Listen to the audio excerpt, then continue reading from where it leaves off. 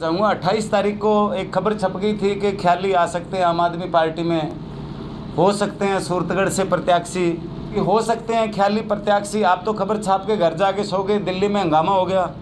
अगले दिन 2 दिन बाद खबर आई कि जेपी नड्डा आ रहे हैं राष्ट्रीय अध्यक्ष। मेरे को तो उस दिन पता लगा कि मेरी इतनी दहशत है। अरे कै 5 चीज़ लेने की ज़रूरत नहीं है, 5 का एक ही केजरीवाल ही ले लो ना। एक बहुत हमारे साथ वकील जी भी हैं, डॉक्टर साहब भी हैं, किसान भी हैं, कलाकार भी हैं। तो आम आदमी पार्टी में सारी तरह के लोग हैं। आज हनुमानगढ़ इकाई ने मुझे इस प्रेस कॉन्फ्रेंस के लिए बुलाया। मैं सभी आम आदमी पार्टी के कार्यकर्ता जो हनुमानगढ़ ज़िले से जुड़े हुए हैं उन सब का मैं बहुत बहुत धन्यवाद करता हूं। मुख्य उद्देश्य हमारा ये था कि कल बीजेपी के राष्ट्रीय अध्यक्ष जेपी नड्डा जी यहाँ पधारे थे। थोड़ा सा मैं आपको फ्लैशबैक में ले जाना चाहूँगा। 28 तारीख को एक खबर छप गई थी कि ख्याली आ सकते हैं आम आदमी पार्टी में, हो सकते हैं सूरतगढ़ से प्रत्याशी।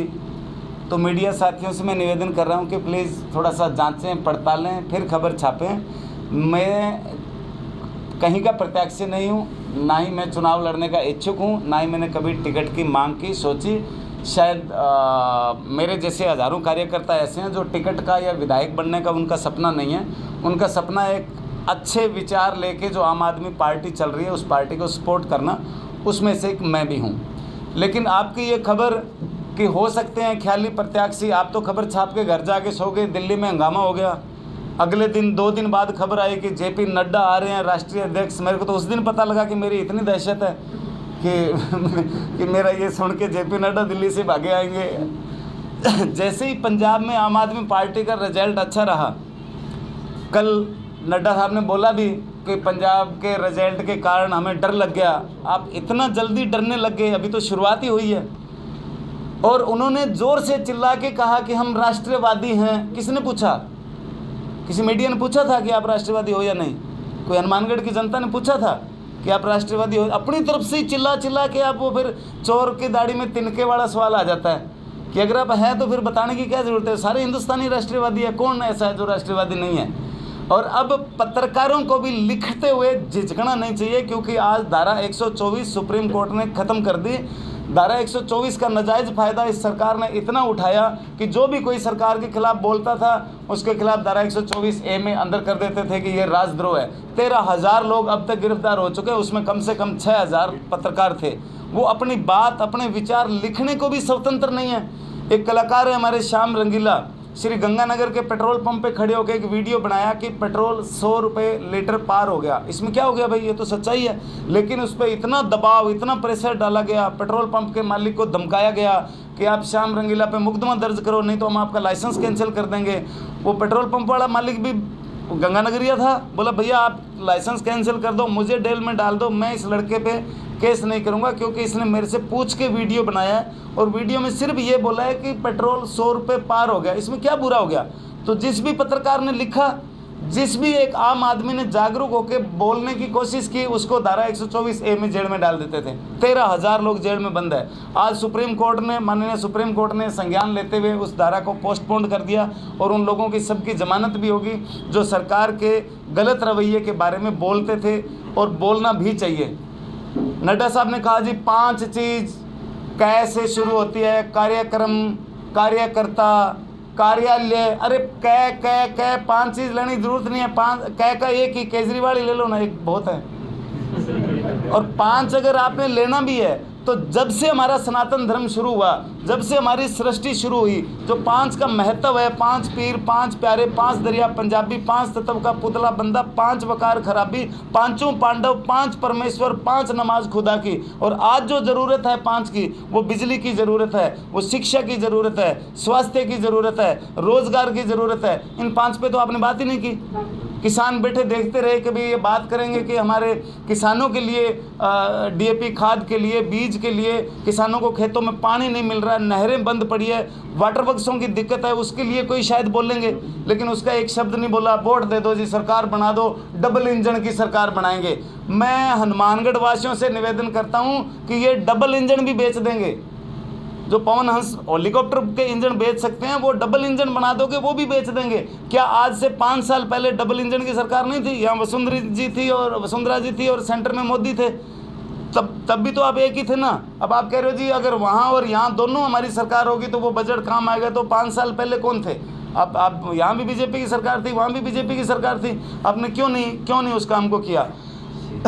हो सकता है राजनीति किसी के लिए धंधा होगा, राजनीति किसी के लिए बिजनेस होगा। मैंने भी यहीं के पत्रकारों ने जब मुझे पूछा था कि आप राजनीति में क्यों नहीं आना चाह रहे, तो मैं कहा मैं जिस दिन आऊँगा उस दिन राजनीति को सुधारने के लिए आऊँगा, ना कि राजनीति करने के लिए आऊँगा। जब मुझे दिल्ली बुलाया गया सबसे पहले यही बात हुई जी आप ज्वाइन करो। मैं कहा जी मेरे को राजनीति नहीं आती।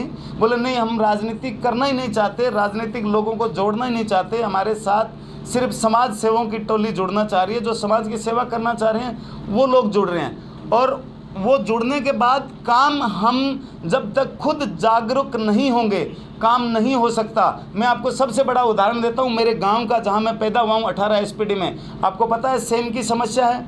सेम के लिए सरकार ने कितने बार 40 सालों में वहाँ पे कितना करोड़ों अरबों खरबों का बजट खा गए। लेकिन अब जब किसान जागरूक हुए, किसान खुद सेम नाले पे खड़े रहते हैं, 30 किसानों की डेली ड्यूटी लगती है और उस सेम नाले की खुदाई करवाई गई। जब जेसीबी मशीन बाहर निकलती है तो किसान रोक लेते हैं, रुक जा भैया, 8 फुट 3 इंच खुदाई लिखी हुई है प्रपोजल में, ये 8 फुट 1 इंच ही कैसे हुई, 2 इंच कम कैसे है? तो वो वापस मशीन ला के डालता है, मशीन फिर खुदाई शुरू करता है। एक जगह 16 ट्रक पत्थर मंगाए गए थे उसके लिए, किसानों ने रोक दिया, बोला जी ये पत्थर तो रणसीसर की पहाड़ियों के कच्चे पत्थर है, जो आपके एग्रीमेंट के अंदर लिखा हुआ है वो तो क्या आपने ब्रांडेड पत्थरों का जिक्र किया है और अब आप टाइम पास के लिए ये लगा रहे हो। 15 ट्रक हमारे जाखड़ा वाली से जो माल था वो वापस उठवाया, क्योंकि जब नाश होता है तब राष्ट्रपति शासन लगता है और जब देश का सत्यानाश होता है तब जनता का शासन लगता है। तो जब सत्यानाश की कगार पे आ गया तो अब जनता का शासन लगना शुरू हो गया। एक चमत्कार दिल्ली का देखिए कि हमसे वो ज़्यादा पढ़े लिखे हैं दिल्ली वाले, वो राजधानी है भारत की। तो ऐसा नहीं हो सकता कि 70 में से 68 सीट ऐसे अंधभक्ति में दे दें। वहाँ के आप काम को देखिए, आप पत्रकार हैं, आप भी एक इंसान हैं, आप भी वोट करते हैं। आपके मोहल्ले में जो स्कूल है उसकी हालत देखिए आइए, हर साल 15,000 रुपये सरकार की तरफ से मेंटेनेंस मिलता है, क्या कभी रंग रोगन हुआ है? जितने 10 टीचर हैं तो वहाँ पे 8 आ रहे हैं। कहीं किसी भी बिजली के ऑफिस में चले जाइए, बिल भरने वालों की लाइन लगी हुई है, वहाँ कोई आगे भरने वाला चाय पीने चला गया, उसके पास टाइम नहीं है। एक कर्मचारी राजस्थान का ऐसा है जिसको 365 दिनों में 15 CL मिलती है, छुट्टी मिलती है, उसके बाद 350 माइकल लाल की पूरी 350 हाजिरी लगती है। एक भी दिन उसके घर में कोई बीमार नहीं हुआ, वो एक भी दिन मोखाण नहीं गया, एक भी दिन कोई शादी में नहीं गया, पूरे 350 के 50 दिन। क्यों? क्योंकि वो कहती हाँ जी कल मैं गया था शादी में, तूने मेरी हाजिरी लगा दी, आज तू जाया, आज मैं तेरी लगा दूंगा। मॉनिटरिंग नहीं है, मैनेजमेंट नहीं है, सब चीज़ें हैं हमारे पास। मैं ये नहीं कहता कि कांग्रेस बीजेपी ने कुछ नहीं बनाया, जितने स्कूल कॉलेज नहरें सड़कें बिजली विभाग वाटर वर्क्स विभाग सब उन्होंने बनाए हैं, लेकिन आज वो मैनेज नहीं हो रहा है। आज मैनेज इसलिए नहीं हो रहा है कि करोड़ों रुपए का वाटर वर्क्स लगा दिया, एक पाइप लीक है जिसको जोड़ने का मात्र 500 रुपये खर्चा है, उस 500 के बदले में 7 गाँव में पानी नहीं पहुँच रहा है। हर स्कूल में PTI है। आप पता करिए हनुमानगढ़ जिले के खेल के बेस पे कितने PTI लगे अब तक, क्योंकि ये जागरूकता कभी की नहीं गई। मेरे गांव के अंदर हमने 28 बच्चे सेलेक्ट किए जो BA MA कर रखे हैं, जो ग्रेजुएट है, उनको हमने 8 महीने तैयारी करवाई, 16 बच्चे नौकरी लग गए। इसमें सरकार का क्या रोल आप बताइए? लेकिन हम खुद जब करना चाहेंगे तब सरकार को भी करना पड़ेगा।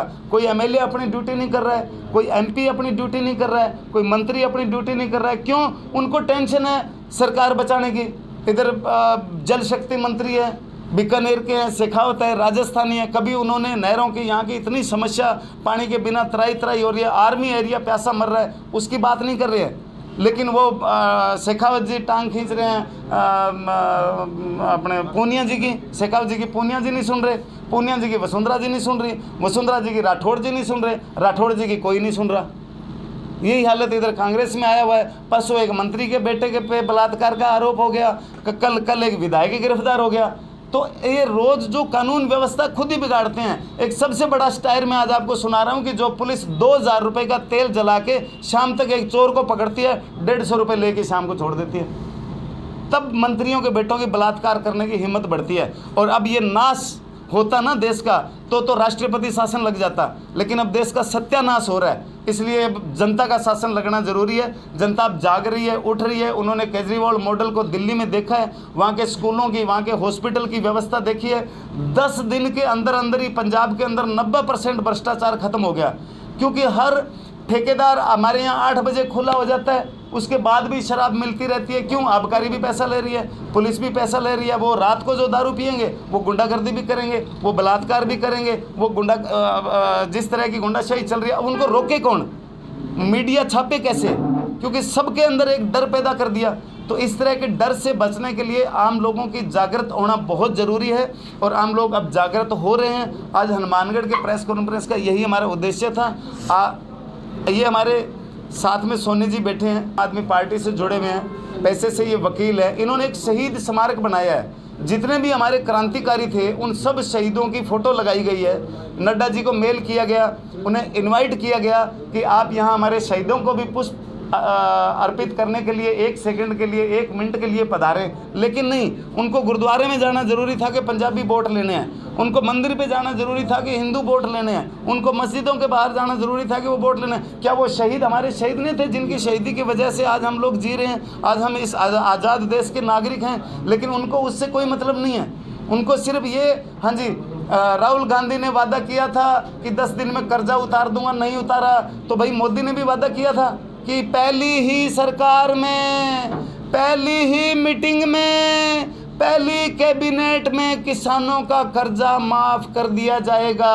दोनों ही वादे करते हैं, दोनों ही वोट लेते हैं, मुकर जाते हैं। ये शक्तिमान ही गंगाधर है, मतलब कोई अलग नहीं है। ये दोनों ही बहरूपिया हैं, एक ही रूप है। और जब ज़्यादा मजाक शुरू हो जाती है राजनीति में, जब कॉमेडियन को सीरियस होना पड़ता है।